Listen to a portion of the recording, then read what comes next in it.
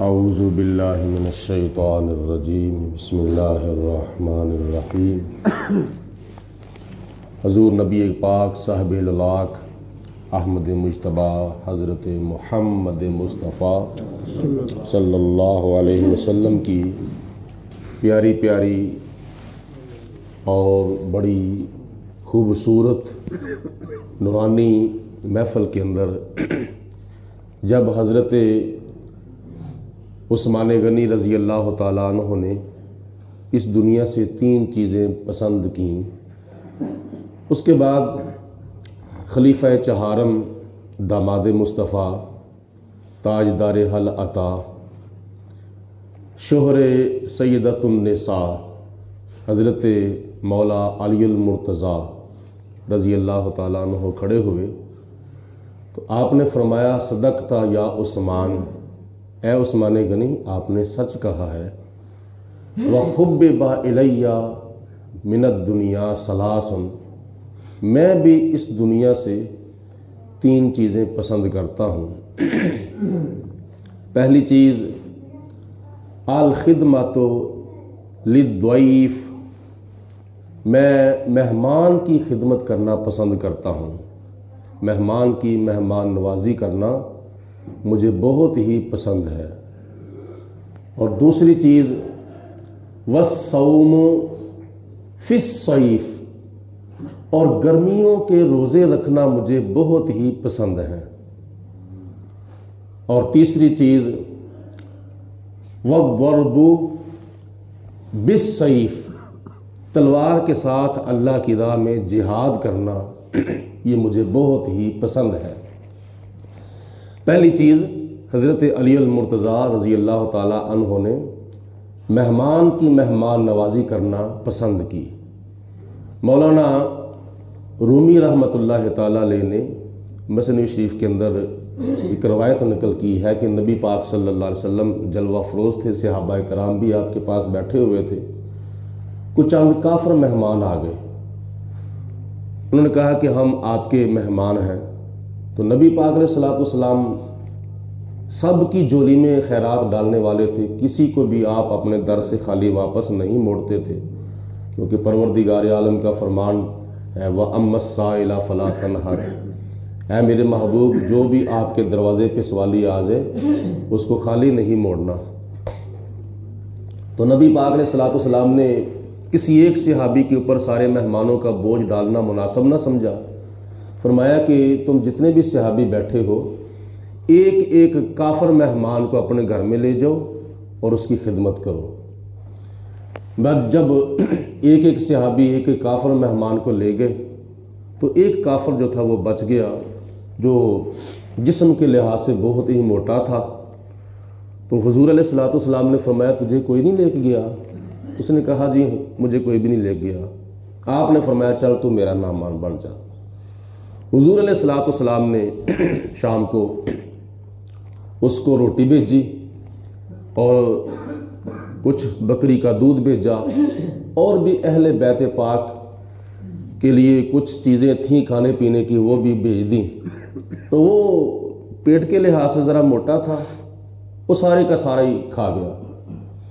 جب کھا گیا تو اہل بیت پاک کی کسی لونڈی نے نہ جانے غلط فہمی کی وجہ سے اس حجرے کا دروازہ بند کر دیا، باہر سے کنڈی لگا دی۔ جب رات کو سویا تو اس کے پیٹ کے اندر درد ہوا، اور جب اس کو کچھ حاجت رفع کا معاملہ بنا تو اب باہر آنے لگا تو باہر سے کنڈی لگی تھی، تو اس نے بڑی کوشش کی لیکن کنڈی نہ کھلی، دروازہ نہ کھلا، جس کی وجہ سے وہ اندر ہی بیٹھا رہا۔ کچھ اس کو سکون ہوا تو اس کو نیند آئی، بستر کے اوپر جب سویا تو خواب کے اندر اس نے دیکھا کوئی جنگل ہے، تو جنگل کے اندر وہ حاجت رفع کے لیے بیٹھ گیا۔ تو بظاہر وہ بستر جو تھا وہ خراب ہو گیا، جبکہ نبی پاک صلی اللہ علیہ وسلم نے اس کو کھانا بھی دیا تھا، پینا بھی دیا تھا، سونے کے لیے کمرہ بھی دیا تھا، حجرہ اور لیٹنے کے لیے بستر بھی دیا تھا۔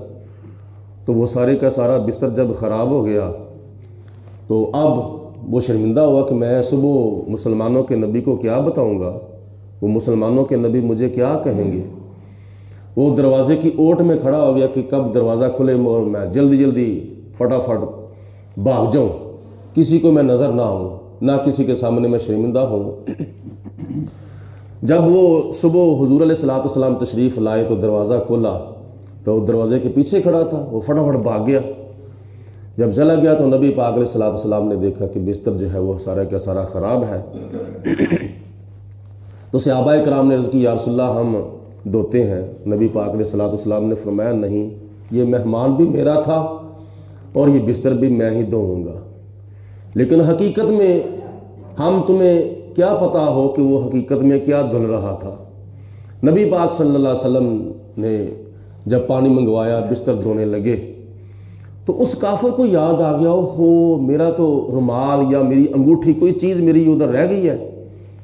تو وہ واپس لینے کے لیے جب آیا تو حضور علیہ السلام بستر دھو رہے تھے، تو وہ نبی پاک علیہ السلام کے اخلاق سے اتنا متاثر ہوا، حضور علیہ السلام کی شفقت و محبت سے اور آپ کے اخلاق کریمانہ سے اتنا وہ متاثر ہوا کہ اس نے کہا کہ اے محمد بن عبداللہ، اس بستر کو بعد میں دھونا، پہلے کفر اور شرک کی نجاست سے میرا دل دھو دو، پہلے میرا دل صاف کرو، پہلے مجھے اپنا کلمہ پڑھائیں۔ تو صحابہ کرام کو پھر خیال آیا کہ واقعی نبی پاک علیہ السلام جو فرما رہے تھے کہ یہ مہمان بھی میرا تھا اور بستر بھی میں ہی دھوؤں گا، اس کے اندر حکمتیں ہیں، اس کے اندر راز ہیں۔ اب ان رازوں کا پتہ صحابہ کرام کو چلا کہ بظاہر بستر دھل رہا تھا، حقیقت میں اس کافر کا کفر اور نجاست کی غلاظتوں سے دل جو تھا وہ دھل رہا تھا۔ تو نبی پاک علیہ السلام کا کلمہ پڑھ کے وہ کافر مسلمان ہو گیا۔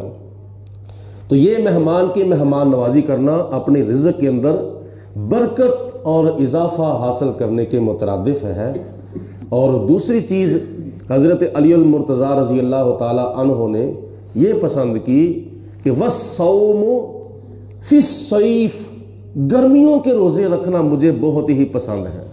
سردیوں کے روزے رکھنا تو بڑا آسان کام ہے نا، جب رمضان المبارک سردیوں میں آتا ہے تو رمضان المبارک کے روزے رکھنا سردیوں کے اندر یہ بھی بڑا کمال ہے، لیکن پھر بھی ثواب تو اتنا ہی ملتا ہے۔ لیکن کمال کی بات یہ ہے، اللہ تعالیٰ کے امتحان کے اندر کامیابی حاصل کرنے کا معاملہ اور تقاضا یہ ہے کہ جتنی زیادہ مشقت اور تکلیف اٹھا کے نیکی کی جائے، اللہ تعالیٰ اتنا ہی زیادہ ثواب عطا فرماتا ہے۔ تو گرمیوں کے چونکہ روزے بھی لمبے ہوتے ہیں اور بھوک بھی زیادہ لگتی ہے، پیاس بھی زیادہ لگتی ہے، تو یہی جہاد بن نفس کا ایک ذریعہ اور سبب ہے۔ جو تیسری اور چوتھی چیز دوسری اور تیسری چیز حضرت علی المرتضیٰ نے پسند کی ہے، اس میں بھی بڑی حکمتیں ہیں۔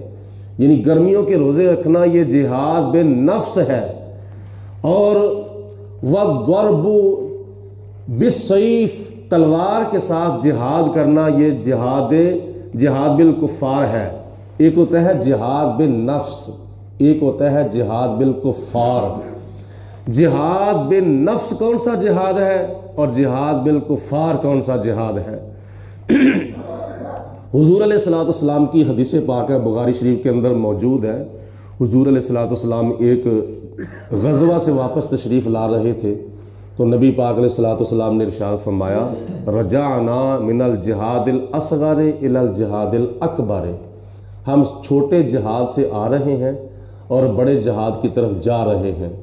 صحابہ نے عرض کی یا رسول اللہ، ہم تو بڑے بڑے کافروں کو مار کے آئے ہیں، بڑے بڑے مشرکوں کو واصل جہنم کر کے آئے ہیں، اور ہمارے کئی احباب مسلمان بھائی شہید بھی ہوئے ہیں، تو اس سے بڑھ کر جہاد اور کون سا ہو سکتا ہے؟ تو نبی پاک علیہ السلام نے فرمایا کافروں کے ساتھ جہاد کرنا یہ جہاد اصغر ہے، یہ چھوٹا جہاد ہے، اور اپنے نفس کے ساتھ جہاد کرنا یہ جہاد اکبر ہے، یہ بڑا جہاد ہے۔ تو چھوٹا جہاد کرنے والا جہاد کرتا کرتا اگر فوت ہو جائے، مر جائے، تو اس کو قرآن پاک نے شہید کہا ہے، وہ زندہ ہے۔ تو اسی طرح جو بندہ جہاد بن نفس کرے، یعنی عشق کی تلوار سے اپنے آپ کو شہید کر لے اور اللہ تعالیٰ کی ذات بابرکات کی بندگی کرے اور اپنے نفسانی خواہشات کو کچل دے بس جب اس نے پڑھ لیا ہے لا الہ الا اللہ محمد الرسول اللہ، سارے پڑھو صلی اللہ علیہ وسلم، تو اپنی مرضیاں ختم، اپنی خواہشات ختم، اب مرضی کس کی ہوگی؟ اللہ کی مرضی ہوگی، اللہ کے رسول کی مرضی ہوگی، اللہ اور اللہ کے رسول کی خواہشات کو پورا کیا جائے گا۔ نبی پاک علیہ الصلوۃ والسلام کی شریعت کے سانچے میں اپنے آپ کو ڈھال کر یہ دنیا کی چند روزہ زندگی جو ہے وہ گزاری جائے، تو یہ ہے جہاد بن نفس۔ تو جہاد بالکفار کرنے والا زندہ ہے، تو جہاد بن نفس کرنے والا کون ہے؟ سنو دونوں کے بارے میں اللہ کا قرآن کیا کہتا ہے۔ جہاد بالکفار کرنے والا کرتا کرتا اللہ کو پیارا ہو جائے تو وہ کیا ہے؟ وَلَا تَقُولُوا لِمَن يُقْتَلُ فِي سَبِيلِ اللَّهِ أَمْوَاتٌ بل احیاء ولکن لا تشعرون، وہ زندہ ہے اور تم اس کی زندگی کو سمجھتے نہیں ہو۔ اور جہاد بالنفس اور جہاد اکبر کرنے والا کون ہے؟ من عمل صالحا من ذکر او انثی وہو مؤمن فلنحیینہ حیاتا طیبہ، فرمایا کوئی جو نیک عمل کرے، مرد ہو یا عورت ہو، اور ایمان کی سلامتی کے ساتھ دنیا سے چلا جائے گا، اللہ پاک فرماتا ہے کہ ہم اس کو دنیا کی زندگی کے بعد قبر کے اندر پاکیزہ طیب و طاہر زندگی عطا فرماتے ہیں۔ ولی اللہ دے مردے ناہی تے کر دے پردہ پوشی، کی ہویا جے دنیا اتوں جاندے نال خاموشی، جنہ عشق نوازاں پڑیاں او کدی نہیں مردے، ویخ لے کاملاں دے در اتے اج وی دیوے بل دے۔